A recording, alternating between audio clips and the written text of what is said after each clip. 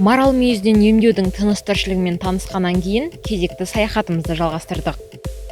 Алдағы барар белесіміз Қойнауы тарихқа толы Берел тарихи қорық мұражайы. Катондағы негізгі брендтердің бірі қымыз болғандықтан, жолда әрі сусын, әрі емге шипалы қымызбен жұмысын дөңгелетіп отырған Роза апайдың балғымызын ішпей кете алмадық. Қымызын ішіп көрейік.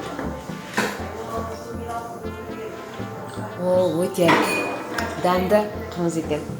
Осы жерге келіп, қымыз ішуді ұмытпаңыздар. Бұл қымыздың көп дертке дауасы бар ғой. Мысалы, сал болып ауырып жатқан адам болады. Тіпті үлкен адам хал үстінде жатқанда да атау кересі дейді ғой. Соны да көксеуі мүмкін.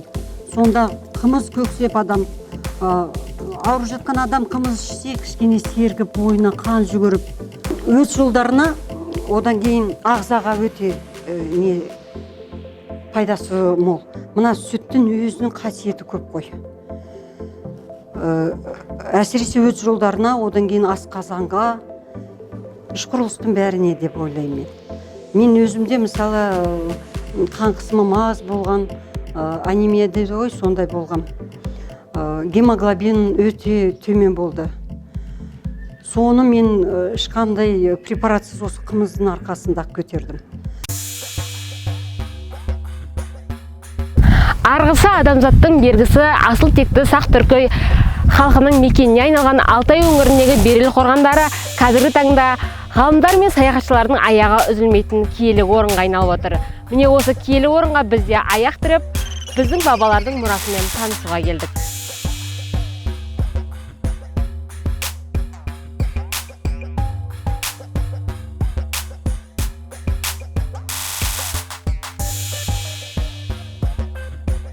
Берел мен зерттеуші Зейнолла ағамыздың есімдері егіз ұғымдай. Тарихи жерді зерттеген Самашев ағамызды Берелден кезіктіру күтпеген жағдай болды. Қызығушылық осы 90-шы жылдардың басында туа бастады осы жердегі. Өйткені ана 90-шы жылдарда мына таудың ар жағы Ресей ғой. Мына жағы таудың ар жағы Қытай.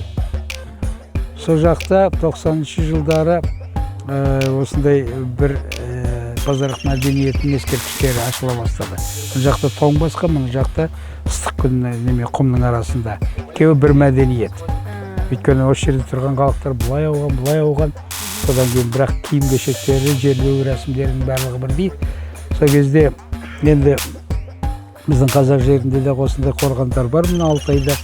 Соны қазып, біздің өзіміздің тарихымыздың кейбір шешілмеген мәселелерін шешуге пайдаланатын бір материалдар табу керек деген ойға келген. Содан кейін 97 жылы алғашқы келіп барлау жұмыстарын жасап кеттім де, 98 жылдан бастап қазба жұмысын бастадық. 98-ден бері қарай 21 жыл бойы осында қазба жұмыстарын жүргізіп жатырмыз. Жыл сайын неше түрлі жаңа материалдар, тың материалдар шығып жатыр. Енді осыдан 2-3 жыл бұрын мынау ежелгі сақтардан басқа, олардан кейін өмір сүрген Сәмби деген бір халық болған. Ғұндардан кейін, ғұннудардан кейін. Солардың көптеген ескерткіштері ашылды осы жерде.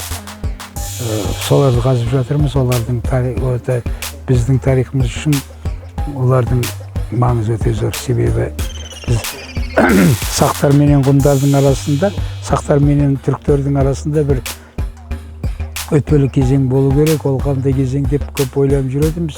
Дәл сол өтпелі кезеңде өмір сүрген Сәмби деген халықтар, солардың мәдениеті ашылды. Байланыс жасайтын. Тарихи сабақтастықты бұлай үзбей көрсететін ескерткіштер болу керек болатын. Біздің ойымызша сол табылып отыр.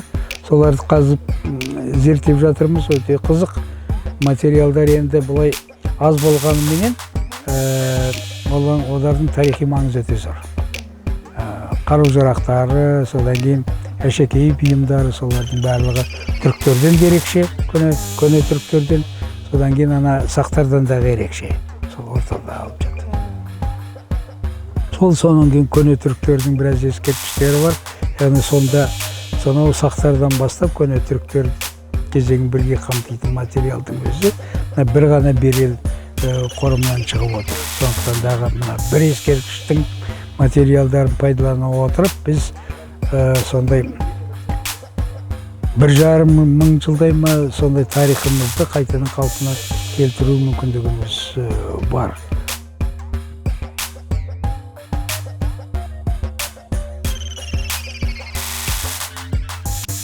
Берел қорғандарында жалпы 1997 жылдан бастап 20-ға жоқ обалар ашылған.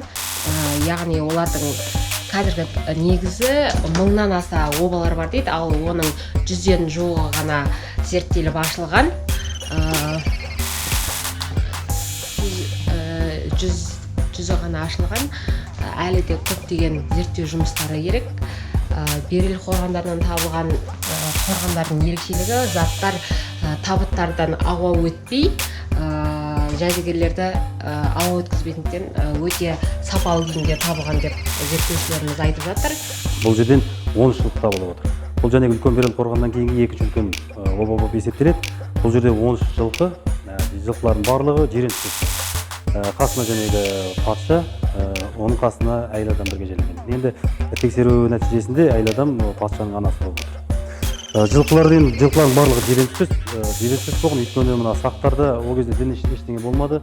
Сақтар жәнегі отқа, күнгі, биіктікке, әртүрлі жәнегі мынау аңдардың бейнесіне табына берді. Сосын жәнегі мына 33 жылқылар таңдауының бірден-бір себебі осы болып отыр. Одан кейінгі жәнегі жирен жылқыларды енді және кейбір ғалымдар айтып жатады, өте жүйрік, және сүйектеріне қарап мына жылқының ғалым екенін айтып жатады.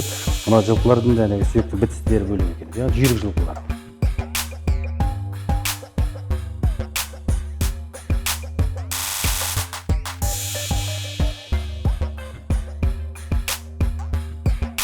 Берел қорғанын тамашалап, бабалар мұрасының қазіргі уақытқа дейін үзілмей келгеніне көз жеткізіп, ерекше рухани байлық алдық.